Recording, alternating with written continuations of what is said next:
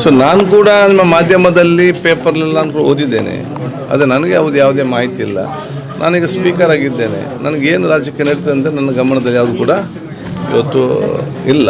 ಕೆಲವು ನಾಯಕರು ಮಾತಾಡ್ತಾರೆ, ಚರ್ಚೆ ಮಾಡ್ತಾರೆ ಹೊರತು ಬೇರೆ ಇದರಲ್ಲಿ ಯಾವುದೂ ಕೂಡ ಸ್ಪಷ್ಟವಾದ ಮಾಹಿತಿ ಯಾವುದು ಕೂಡ ಬರಲಿಲ್ಲ. ಯಾವುದಾದ್ರೂ ಆಕಾಂಕ್ಷಿ ಆಗಿದ್ದೀರಾ DCM ಅಥವಾ ಸಚಿವ ಸ್ಥಾನ?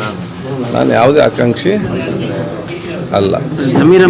ಹೇಗೆ ಕೊಡಬೇಕು, ಯಾರಿಗೆ ಕೊಡಬೇಕು, ಸರ್ಕಾರಕ್ಕೆ ಮತ್ತು ಪಕ್ಷಕ್ಕೆ ಅದರದಾದ ಒಂದು ಕೆಲವು ಸರ್ವೆ ರಿಪೋರ್ಟ್ ಇರ್ತದೆ, ಇಂಟೆಲಿಜೆನ್ಸ್ ಇರ್ತದೆ ಮತ್ತು ಎಲ್ಲ ಪ್ರಾದೇಶಿಕವಾಗಿಯೂ ಇನ್ನೆಲ್ಲ ನೋಡಿಕೊಂಡೇ ಪಕ್ಷ ನಾಯಕರು ತೀರ್ಮಾನ ಮಾಡ್ತಾರೆ. ಅದಕ್ಕೆ ಬದ್ಧರಾಗುವ ಜವಾಬ್ದಾರಿ ನಮ್ಮದು.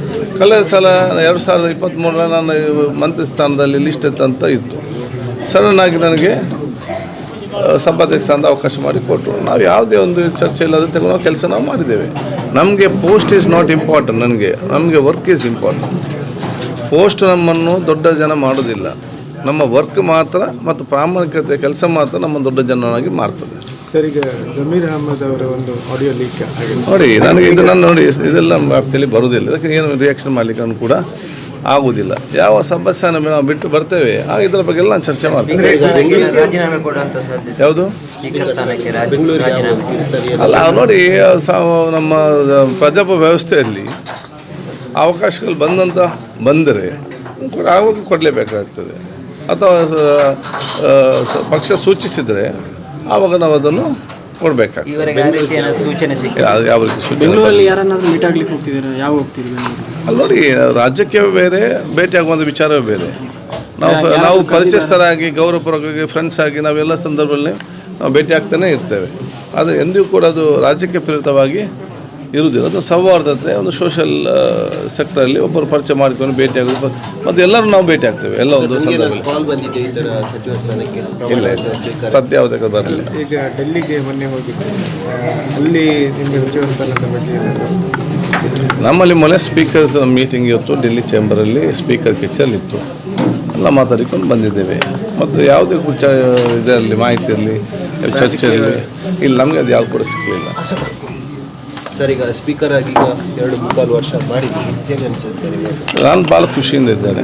ಅತ್ಯಂತ ಗೌರವಪೂರಿತವಾದ ಮತ್ತು ಜೀವನದಲ್ಲಿ ಒಮ್ಮೆಯಾದರೂ ಕೂಡ ಶಾಸಕರಾದವರು ಸ್ಪೀಕರ್ ಆಗಲೇಬೇಕು.